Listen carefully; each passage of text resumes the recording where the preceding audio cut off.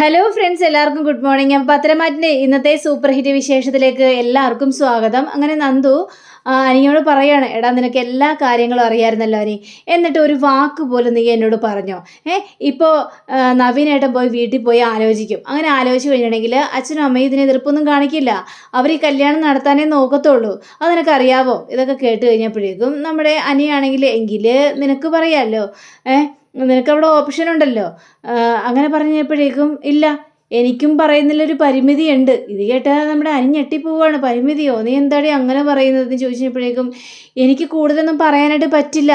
എന്ത് കാരണം പറഞ്ഞുകൊണ്ട് ഞാൻ നവീനേട്ടനെ ഒഴിവാക്കും. ഓഹോ, അപ്പോൾ അത് ശരി. അപ്പോൾ ഒഴിവാക്കാൻ പറ്റിയില്ലെങ്കിൽ നീ അവനെ കല്യാണം കഴിക്കുമല്ലോ. ഞാൻ വരെ ചെയ്താലുണ്ടല്ലോ എന്നൊക്കെ പറഞ്ഞു കഴിഞ്ഞപ്പോഴേക്കും നിന്നെ ഞാൻ കൊന്നുകളയും. കൊല്ലടാ, നീ എന്നെ കൊല്ല്, അതാ നല്ലത്. ഇതിനേക്കാളും ഏറ്റവും നല്ലത് അതാണല്ലോ.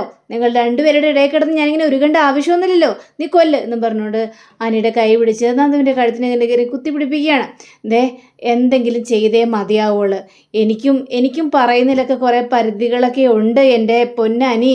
നീ ആ കാര്യങ്ങളൊക്കെ ഒന്നും മനസ്സിലാക്ക്. നീ എന്താ ഞാൻ പറയുന്ന കാര്യങ്ങളൊന്നും നീ മനസ്സിലാക്കാത്തത് എന്നൊക്കെ പറഞ്ഞുകൊണ്ട് ആകെ വെപ്രളപ്പെടുകയാണ്. എടി സോറി എടി, എനിക്ക് ആ സമയത്ത് ഇതൊന്നും പറയാൻ പറ്റില്ല, ക്ഷമിക്കണം, എന്നോട് ക്ഷമിക്കുന്നീയ എന്നും പറഞ്ഞുകൊണ്ട് കൈ കൂപ്പി പിന്നെ ഇങ്ങനെ പിടിക്കുകയാണ്. നിന്നെയൊക്കെ എന്താ ചെയ്യേണ്ടത്? ഇപ്പം പ്രശ്നങ്ങൾ കൂടുതൽ വഷളായിപ്പോയില്ലേ? നീ എന്നോട് നേരത്തെ പറഞ്ഞിരുന്നെങ്കിൽ ഇങ്ങനെ ഒരു പ്രശ്നങ്ങൾ ഉണ്ടാവില്ലായിരുന്നു. എടാ, നീ ഇങ്ങനെ മരമണ്ടനായിപ്പോയോ? നിന്നെ എങ്ങനെയാടാ ഞാൻ സ്നേഹിച്ചത്? എനിക്ക് മനസ്സിലാവുന്നില്ല. നിന്നെ എങ്ങനെയാണ് ഞാൻ സ്നേഹിച്ചത് എന്നും പറഞ്ഞുകൊണ്ട് നന്ദു ഇങ്ങനെ കിടന്ന് അനിയെ വഴക്ക് പറയുകയാണ്. പിന്നീട് കാണിക്കുന്നത് സ്റ്റേഷനാണ്, നന്ദുവിൻ്റെ സ്റ്റേഷൻ. അപ്പോൾ അവിടെ രണ്ട് പോലീസുകാർ ഇങ്ങനെ ഓരോരോ വർക്കുകൾ ഇങ്ങനെ ചെയ്തുകൊണ്ടിരിക്കുക. അപ്പോൾ അതിൽ നമ്മുടെ ഒരു പോലീസുകാരൻ പറയുകയാണ്, അയ്യോ ഞാൻ ഇത്രയും എൻ്റെ ജീവിതത്തിൽ ഈ സർവീസിലിരുന്നിട്ട് ഇത്രയും വലിയ ജോലിയൊന്നും ഞാൻ ചെയ്തിട്ടില്ല. എന്താ ഇത്? എനിക്ക് മനസ്സിലാവുന്നില്ല. അപ്പോഴാണ് നവീൻ വക്കീൽ കയറി വരുന്നത്. ഇതാര്? വക്കീൽ സാറോ? വാ കയറി വാ സാറേ. അതെ, SI സാർ ഇവിടെ ഇല്ല. എവിടെ പോയി? ഇത് പറഞ്ഞപ്പോഴേക്കും എവിടെ പോയെന്നൊന്നും അറിയില്ല, പക്ഷേ ഡ്യൂട്ടി ഇല്ലാത്ത സമയത്തൊക്കെ ആ ചെറുക്കനുമായിട്ട് നന്ദു മേഡം ഇങ്ങനെ കറങ്ങി ചുറ്റി നടക്കും. ഏത് ചെറുക്കനുമായിട്ട്? ആനന്ദപുരിയിലെ ചെറുക്കൻ. ആര്? അനിയോ? അത് തന്നെ. അനി സാറും നന്ദു മേഡവും ചുറ്റിക്കറങ്ങി ഇങ്ങനെ നടക്കും. അതൊക്കെ ചുമ്മാ നിങ്ങൾക്ക് തോന്നിയതാ? തോന്നിയൊന്നുമല്ല, ഉള്ള സത്യം പറഞ്ഞതാണ്. ഈ അനിസാറിനെ ഭയങ്കര ജീവനായി നന്ദുവിനെ കേട്ടപ്പോഴേക്കും പിന്നെ അവർ നല്ല ഫ്രണ്ട്ഷിപ്പാണ്. എൻ്റെ പൊന്നു സാറേ, സാറോട് എനിക്ക് പറയാൻ കുറച്ച് പേടിയുണ്ട്.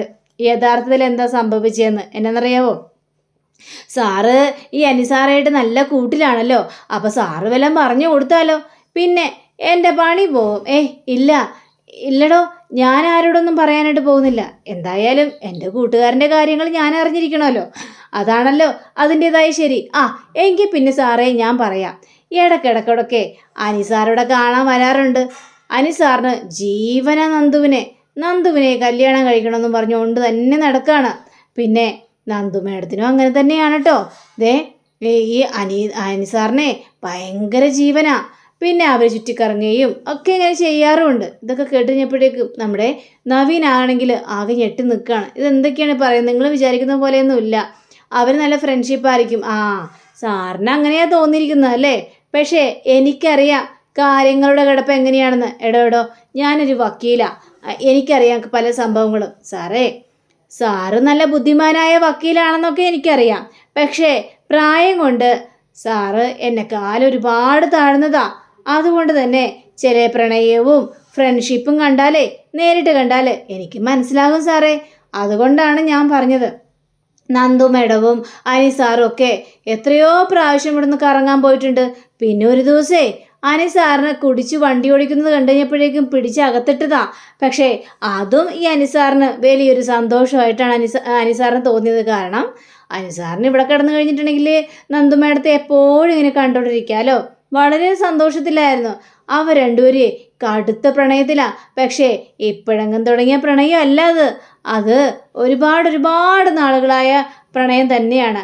പിന്നെ ഈ നന്ദു മേഡം സർവീസിലാകുന്നതിന് മുമ്പ് തന്നെ ഇവർ തമ്മിൽ പ്രണയത്തിലായിരുന്നുവെന്നാണ് ഞാൻ കേട്ടിട്ടുള്ളത് എന്നൊക്കെ ഇങ്ങനെ പറഞ്ഞു കഴിഞ്ഞപ്പോഴേക്കും നവീൻ എന്ത് പറയണമെന്ന് അറിയാൻ പാടാത്തൊരവസ്ഥ.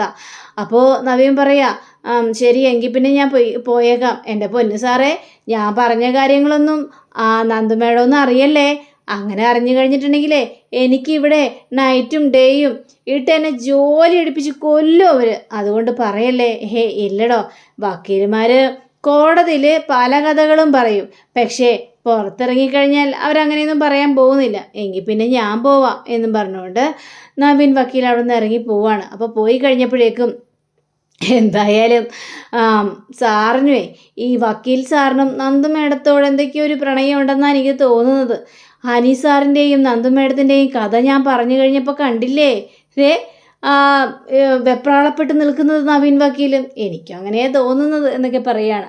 അങ്ങനെ നമ്മുടെ നവീനാണെങ്കിൽ ആകെ ടെൻഷനിൽ നിൽക്കുക. അപ്പോൾ നവീൻ വണ്ടി ഓടിച്ചുകൊണ്ട് ഇങ്ങനെ പോവുക. വണ്ടി ഓടിച്ചുകൊണ്ട് പോകുമ്പോൾ എന്തായാലും ഇതിൻ്റെ സത്യാവസ്ഥ ഞാൻ അറിഞ്ഞാൽ മതിയാവുള്ളൂ. എന്താണ് യഥാർത്ഥത്തിലുണ്ടായത്, ഈ പോലീസുകാർ പറഞ്ഞ സത്യമാണോ എന്നൊക്കെ എനിക്ക് മനസ്സിലാക്കുക തന്നെ ചെയ്യണം. ഇതേ സമയം തന്നെ നമ്മുടെ നന്ദുവിൻ്റെ വീട് കാണിക്കുകയാണ്. അപ്പോൾ ഈ കനകമാണെങ്കിൽ നന്ദു വരുന്നുണ്ടോ എന്ന് നോക്കി പുറത്തേക്ക് ഇങ്ങനെ നോക്കി നിൽക്കുക. അപ്പോൾ ഇതെന്തോ ഗോവിന്ദേട്ട, നന്ദു വരുന്നില്ലല്ലോ, നമ്മൾ വിളിച്ചിട്ട് ഫോൺ എടുക്കുന്നുമില്ലല്ലോ, എന്ത് ചെയ്യാനാ, അവൾ പിണങ്ങിപ്പോയതല്ലേ. അതുകൊണ്ട് ഇനിയിപ്പോൾ വല്ല പിണക്കൊക്കെ മാറുമ്പോഴേ ഇങ്ങോട്ട് വരുവുള്ളൂ, പിന്നെ എന്ത് ചെയ്യാനാന്ന് ചോദിച്ചപ്പോഴേക്കും എനിക്ക് വല്ലാത്ത ബുദ്ധിമുട്ട് തോന്നുന്നു. ആ നവീൻ വക്കീൽ ഇവിടെ വന്ന് പെണ്ണാലോചിച്ചപ്പോൾ തന്നെ എൻ്റെ മനസ്സിന് വല്ലാത്തൊരു വെപ്രാളമാണ്. യാതൊരു കാരണവശാലും തട്ടിത്തെറിപ്പിക്കാനായിട്ട് പാടില്ല. ജ്യോത്സ്യം പറയുന്നുണ്ടല്ലോ അനിമോനെ കെട്ടുവോളാം എന്നൊക്കെ. പക്ഷേ അത് തിരുത്തി കുറിച്ചിട്ട് വേണം നന്ദുവിൻ്റെയും ഇതിൻ്റെയും കല്യാണം നവീൻമോൻ്റെയും കല്യാണം നടത്താനായിട്ട്. പക്ഷേ നയനയോട് ഇതൊക്കെ പറഞ്ഞു കഴിഞ്ഞപ്പോഴേക്കും നയനയ്ക്ക് ഭയങ്കര ഒരു സന്തോഷമാണ്. ആദർശ് മോനും ഭയങ്കര സന്തോഷമാണ്. ഏതായാലും ജോത്സ്യൻ്റെതെല്ലാം തെറ്റിദ്ധരിപ്പിച്ചുകൊണ്ട് ഈ കല്യാണം നടന്നാൽ മതിയായിരുന്നു ഒക്കെ കേട്ട് കഴിഞ്ഞപ്പോഴേക്കും നമ്മുടെ ഗോവിന്ദനാണെങ്കിൽ എന്ത് പറഞ്ഞാലും കനകെ ഇത് ഇനിയിപ്പോൾ ഈ നമ്മുടെ നവീൻ വക്കീലിൻ്റെ അമ്മയ്ക്ക് ഇതൊന്നും ഇഷ്ടപ്പെടുമെന്ന് എനിക്ക് തോന്നുന്നില്ല. കാരണം നവീൻ വക്കീൽ ഒരിക്കലും നന്ദുവാണ് ആ പെണ്ണെന്ന് അമ്മയോട് പറഞ്ഞിട്ടില്ല. തൻ്റെ ഇടയായ പെണ്ണുങ്ങളെയൊക്കെ സ്വീകരിച്ചോളാം എന്ന് പറഞ്ഞിട്ടുണ്ടെങ്കിലും നന്ദുവിനെ അവർക്ക് തീരെ അങ്ങോട്ട് ഇഷ്ടമില്ലാത്ത കാര്യമാണ്. അപ്പോൾ പിന്നെ ഇനിയിപ്പോൾ അവരത് അറിഞ്ഞു കഴിഞ്ഞാൽ ഈ കല്യാണത്തിൽ എന്തെങ്കിലും മുടക്കം വരുമോ എന്ന് എനിക്കൊരു സംശയമുണ്ട്. ഗോവിന്ദേട്ടൻ ആ പറഞ്ഞ കാര്യത്തിലും സത്യം തന്നെയാണ്. ഇനി അതിലെന്തെങ്കിലും മുടക്കം വരുമോ എന്ന് പറയാനായിട്ട് പറ്റില്ലല്ലോ ഗോവിന്ദേട്ടാ. പക്ഷേ എന്ത് പറഞ്ഞാലും എൻ്റെ മനസ്സിലുള്ള ആഗ്രഹം പറയാം, നവീനും അതേപോലെ തന്നെ നന്ദുവും കൂടി നല്ല ചേർച്ചയാണ്. അവർ തമ്മിൽ കല്യാണം കഴിയണമെന്നാണ് എൻ്റെ ആഗ്രഹം. യാതൊരു കാരണവശാലും അത് മുടങ്ങി പോകരുതെന്ന്. നീ നന്ദുവിനെ ഒന്നും കൂടി ഒന്ന് വിളിച്ചു നോക്ക്, കിട്ടുമെന്നറിയാലോ. അപ്പോൾ നമ്മുടെ കനകം നന്ദുവിനെ വീണ്ടും വിളിക്കുക. നന്ദുവിനെ വീണ്ടും വിളിച്ചു കഴിഞ്ഞപ്പോഴേക്കും അതിൻ്റെ ഫോൺ സ്വിച്ച് ഓഫ്. കണ്ടോ, ഇപ്പം അവൾ ഫോൺ സ്വിച്ച് ഓഫ് ആക്കിയും വെച്ചു. ഇവളേക്ക് എന്ത് ചെയ്യാനാ, കൂടുതലൊന്നും നമുക്ക് പറയാനായിട്ട് പറ്റില്ലല്ലോ. വരുമ്പോൾ വരട്ടെ, പിണക്കമെല്ലാം മാറിയിട്ട് അവൾ വരും. ഏതായാലും നന്ദുവിനോട് ഇതിനെക്കുറിച്ച് കൂടുതൽ സംസാരിക്കേണ്ട ആവശ്യമൊന്നുമില്ല. നവീൻ വക്കീൽ നന്ദുവിനോട് പറഞ്ഞിട്ടുണ്ടെന്നാണല്ലോ നവീൻ വക്കീൽ പറഞ്ഞത്. അപ്പോൾ സത്യാവസ്ഥ മുഴുവനും അവൾക്ക് അറിയുകയും ചെയ്യാം. അതുകൊണ്ട് നമ്മൾ കൂടുതലൊന്നും പറയാൻ നിൽക്കണ്ട എന്നും പറയുകയാണ്. ശരി, അങ്ങനെയെങ്കിൽ അങ്ങനെ തന്നെ ആയിക്കോട്ടെ. അങ്ങനെ നമ്മുടെ നവീനാണെങ്കിൽ ഇത് അന്വേഷിച്ച് നടക്കുകയാണ്. അങ്ങനെ ഈ നവീന് ആ ഒരു ബീച്ചിൻ്റെ അടുത്തുള്ള ഒരു റെസ്റ്റോറൻറ്റിൽ ചെല്ലുക. അവിടെ ചെന്ന് കഴിഞ്ഞപ്പോഴേക്കും ഇവരോട് ചോദിച്ചപ്പോഴേക്കും സാറ് അന്വേഷിച്ചതൊക്കെ കറക്റ്റ് തന്നെയാണ്. അന്നൊരു ബർത്ത്ഡേ അന്നേ ഇവിടെ അനിസാറ് കേക്ക് ഓർഡർ ചെയ്തിട്ടുണ്ടായിരുന്നു. ആ കേക്ക് ഓർഡർ ചെയ്ത് ഒരു 12 മണി കഴിയുന്നത് വരെ അങ്ങനെ നിന്നു. പക്ഷേ ആ സമയത്ത് ഈ നന്ദു മേഡം വന്നില്ലായിരുന്നു. വരാത്തത് കൊണ്ട് അനിസാറിന് ഭയങ്കര സങ്കടമായിരുന്നു. ദേഷ്യം വന്ന് ആ കേക്കും അവിടെ വെച്ചിട്ട് ഒറ്റ പോക്ക്. കുറേ സമയം കഴിഞ്ഞപ്പോഴേക്കും നന്ദുമേടം വന്നു കഴിഞ്ഞപ്പോഴേക്കും അനിസാറ് പോയോ എന്നൊക്കെ ചോദിച്ചു. ഞാൻ പോയെന്നും പറഞ്ഞു. അത് നന്ദുമേടത്തിനും വല്ലാത്ത സങ്കടമായി. അങ്ങനെയൊക്കെ സംഭവങ്ങൾ ഉണ്ടായിട്ടുണ്ട്. പിന്നെ ഫ്രണ്ട്സ് ഒത്തും അങ്ങനെ സർവീസിലേക്ക് കയറുന്നതിന് മുമ്പ് തന്നെ ഫ്രണ്ട്സൊക്കെ ഒത്തു വരാറുണ്ട്. അതിനുശേഷം അല്ലാതെയും വരാറുണ്ട്. അങ്ങനെ ഒരുപാട്. എൻ്റെ ഒരു നിഗമനത്തിൽ അവർ രണ്ടുപേരും പ്രണയത്തിലാണെന്നാണ് എനിക്ക് തോന്നുന്നത്. ഇന്ന് ആ റെസ്റ്റോറൻറ്റുകാരനും കൂടി അവിടെ പറയുക. ഇതും കൂടി കേട്ട് കഴിഞ്ഞപ്പോഴേക്കും നവീന് ഭയങ്കര സങ്കടം തോന്നുകയാണ്. പക്ഷേ ഇതെന്തൊരു കഷ്ടമാണെന്നൊക്കെ ആലോചിച്ച് അങ്ങനെ നവീൻ വണ്ടി എടുത്തിട്ട് പോവുക. വണ്ടി എടുത്ത് ഇങ്ങനെ പോകുമ്പോൾ ബൈക്കിൽ അനിയും നന്ദുവും കൂടി നവീൻ്റെ മുമ്പിൽ കൂടി തന്നെ പാഞ്ഞു പോകുന്ന സീനാണ് കാണുന്നത്. ഇത് കണ്ടു കഴിഞ്ഞപ്പോഴേക്കും നവീൻ വിട്ടഴിച്ച് ഇവരുടെ പിന്നാലെ തന്നെ പോവാ. നവീനാണെങ്കിൽ ഒരു രക്ഷയില്ല. അങ്ങനെ നന്ദുവും അതേപോലെ തന്നെ അനിയും കൂടി ആ ബീച്ചിലെത്തി. അപ്പോൾ നന്ദു പറയാണ്, പക്ഷേ എന്നാലും എടാ നീ അങ്ങനെ എന്നോട് മറച്ചു വെച്ചല്ലോ, നിനക്ക് എന്നോട് പറയായിരുന്നു നന്ദു, വീട് നന്ദു. ഇനി അതൊന്നും പറയാൻ നിൽക്കണ്ട. എന്ത് പറയണ്ടെന്ന്? ഓ, നിനക്ക് എന്താ ചെയ്യേണ്ടത് അനി? ഞാൻ പറഞ്ഞല്ലോ, സ്നേഹിക്കുന്ന പെണ്ണിനോട് വേറെ ആരെങ്കിലും ഇഷ്ടം ഒരു പ്രൊസീജിയേഴ്സ് ഉണ്ടാകും. അതൊക്കെ സർവ്വസാധാരണമായ കാര്യമാണ്. ഇനി അതൊന്നും കാര്യമാക്കാൻ നിൽക്കണ്ട പൊന്നെ എൻ്റെ നന്ദുവേ. പക്ഷേ ഞാൻ വിചാരിച്ചതേ, നിനക്ക് നവീൻ ഭയങ്കര അടുപ്പുള്ളൊരു ഫ്രണ്ടാണല്ലോ. അപ്പോൾ ഇങ്ങനൊരു കാര്യം വന്ന് പറയാൻ നേരത്ത് നിൻ്റെ മനസ്സ് ചായോന്ന് എനിക്കൊരു തോന്നിക്കൊള്ളാടാ. നീ അപ്പം എന്നെക്കുറിച്ച് അങ്ങനെയൊക്കെയാണ് മനസ്സിൽ വിചാരിച്ചിരിക്കുന്നത് അല്ലേ? എൻ്റെ മനസ്സ് ചാഞ്ഞു പോകും അല്ലേ? അതായത് നിന്നെ ഉപേക്ഷിച്ചിട്ട് ഞാൻ നവീനേട്ടൻ്റെ പിന്നാലെ പോകുമെന്ന് നിനക്ക് തോന്നിയല്ലേ? കൊള്ളാടാ, എനിക്ക് മനസ്സിലായി നിൻ്റെ മനസ്സിലിരിപ്പൊക്കെ. നീ അതൊക്കെ വിട്, എനിക്കങ്ങനെ തോന്നി. ഇപ്പം ഇതെല്ലാം അവസാനിച്ചല്ലോ. നീ വാ, നമുക്ക് അവിടെ മാറി ഇരുന്ന് സംസാരിക്കാം. അപ്പോൾ നന്ദു വരുന്നുമില്ല. നീ എന്താ അവിടെ നോക്കി നിൽക്കുന്നത്? വാ ഇങ്ങോട്ട്, നമുക്ക് അവിടെ നിന്ന് സംസാരിക്കാമെന്ന് ഞാൻ പറഞ്ഞില്ലേ. അങ്ങനെ നന്ദുവിനെയും വിളിച്ചുകൊണ്ട് പോവാ. അങ്ങനെ പോയി കഴിഞ്ഞപ്പോഴേ അവിടെ ഇരുന്ന് ഇങ്ങനെ സംസാരിക്കുകയാണ്. നന്ദു പറ. അപ്പം ഈ നന്ദുവും അതേപോലെ തന്നെ അനിയും കൂടി ആ ബീച്ചിൻ്റെ അവിടെ ഇങ്ങനെ ഇരുന്ന് കൊഞ്ചി കുഴഞ്ഞ് സംസാരിക്കുന്നതൊക്കെ ഈ നവീൻ ഇങ്ങനെ ഇരുന്ന് കാണുന്നുണ്ട്. നവീൻ ഇതൊന്നും കണ്ടിട്ട് തീരെ അങ്ങോട്ട് ദഹിക്കുന്നില്ല. ആകെ അരിശോം വന്നിട്ട് വല്ലാത്തൊരവസ്ഥയിലാണ്. എടാ ഇനിയിപ്പോൾ വീട്ടുകാരൊക്കെ സംബന്ധിച്ച് എന്ത് ചെയ്യുമെന്ന് എനിക്കറിയാൻ പാടില്ലടാ. എടാ ചിലവരോടൊക്കെ നമ്മൾ മുഖത്തടിച്ച് പറയാൻ പറ്റില്ല. അതായത് നവീനേട്ടനെ പോലുള്ള ഒരാളോട് നമുക്ക് മുഖത്തടിച്ച് പറയാൻ പറ്റില്ല. നവീനേട്ടൻ എനിക്കും നിനക്കും ഒക്കെ ഒരുപാട് സഹായങ്ങളൊക്കെ ചെയ്തിട്ടുണ്ട്. നീ ഒന്ന് ആലോചിച്ച് നോക്കിക്കണ്ടേ. നീയും നിൻ്റെ കുടുംബമൊക്കെ ഇപ്പോൾ ജയിലിൽ പോകാതെ നിൽക്കുന്നതിൻ്റെ കാരണക്കാരനും അത് നവീനേട്ടൻ തന്നെയാണ്. നവീനേട്ടൻ അങ്ങനെ കോടതിയിൽ അത്രയും വലിയൊരു പെർഫോമൻസ് വെച്ചില്ലായിരുന്നെങ്കിൽ ഒരുപക്ഷെ നിൻ്റെ മുത്തശ്ശനടക്കം ജയിലിൽ കിടക്കേണ്ടി വന്നാനായിരുന്നു.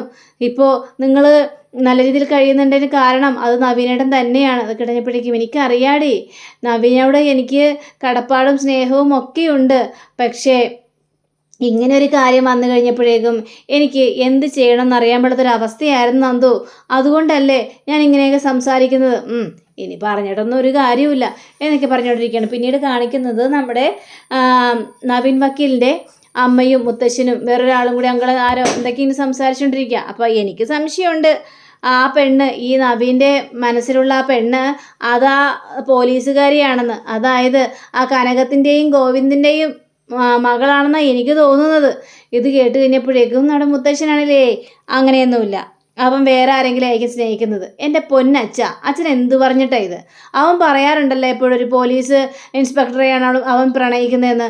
അത് ആ പെണ്ണ് തന്നെയാണ് ആ നന്ദു. എനിക്കതിലൊരു സംശയമില്ല. അപ്പോഴാണ് നവീൻ വളരെയേറെ സങ്കടപ്പെട്ട് അങ്ങോട്ട് കയറി വരുന്നത്.